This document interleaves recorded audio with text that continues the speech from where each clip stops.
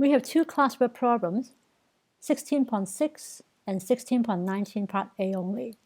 I'm going to show you how to do 16.19, and you just copy and follow that format to do 16.6. So let's take a look at 16.19, student study times.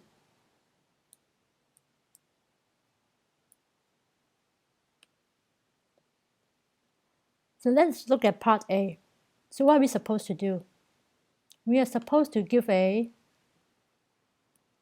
99% confidence interval for the mu. Mu is the mean study time of all first-year students. We are given the sample mean, x bar, the n, 463, and the sigma, 7.4.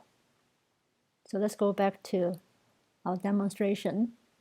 So we're supposed to do the 99% confidence interval for mu. So please write out what mu represents, because it will make our conclusion easier to write. Mu is the population mean study time of all first-year students. And this is our formula.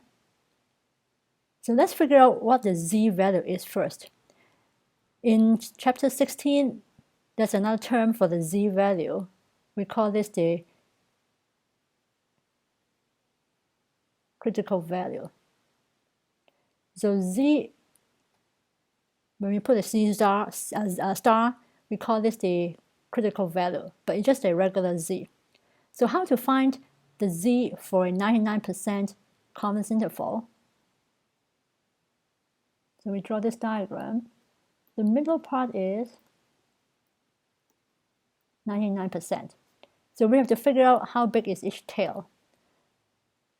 So the graph is symmetric. So each tail, left tail and right tail, will have the same size of the area.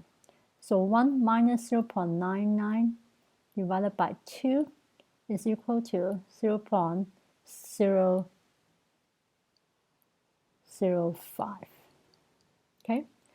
So once we have this left tail area, we can look up our z table to find the corresponding z values. We need to look up the z value that corresponds to the left area of 0.005. So this is our z table. So let's find an area of 0.005. So you can see that 0.005 is located halfway between these two numbers. Then the corresponding z value is negative 2.575, because our area is located halfway between these two areas. So we take our z value to be halfway between 0.07 and 0.08. So our z value is negative 2.575. So let's come back here. So our z value, our critical value, is negative 2.575. And the positive one is 2.575. So the critical value always refers to the positive number. So this is our critical value, the z critical value.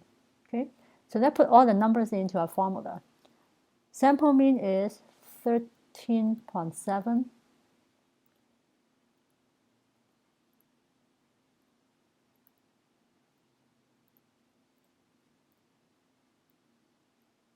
Sigma is 7.4. Sample size is 463.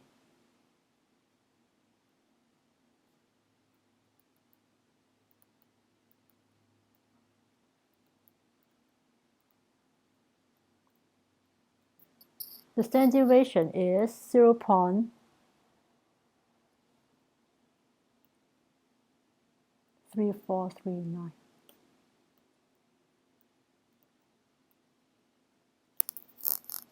The margin of error.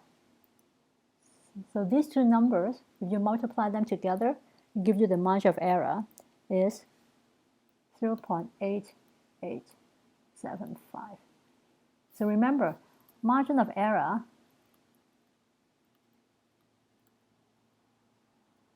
is z or z star multiplied by the standard deviation. So this is 13.7 minus 0.8875. That's the lower bound. The upper bound is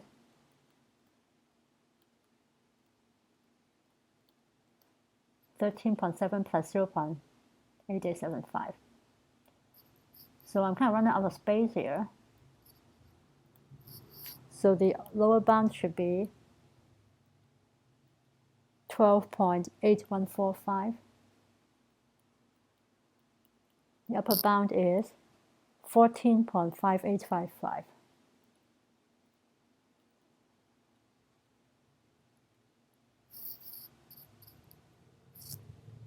Okay. So this is our 99% confidence interval. So let's make our formal conclusion. We are 99% confident that, let me put the mu definition. So let me just copy that.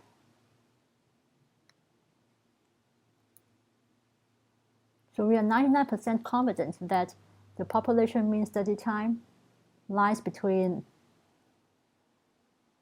those two numbers. So this should be 12.8145, 14.5855 hours.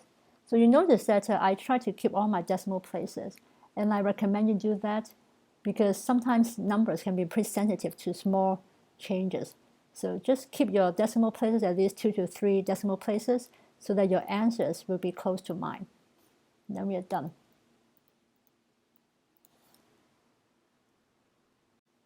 Let me get you started on the classwork problem 16.6, measuring melting point. So here it is, the problem 16.6. So what you're supposed to do here, you're supposed to construct a 90% confidence interval for the mean. So you write down what mu represents. Then you need to find the sample mean because the question doesn't give you the sample mean directly. The question gives you these 6 numbers. So these are the 6 values in your sample. So you need to average them out to find your sample mean. After that, then you find your z critical value. So because we want a 90% confidence interval, the middle part is 0.9.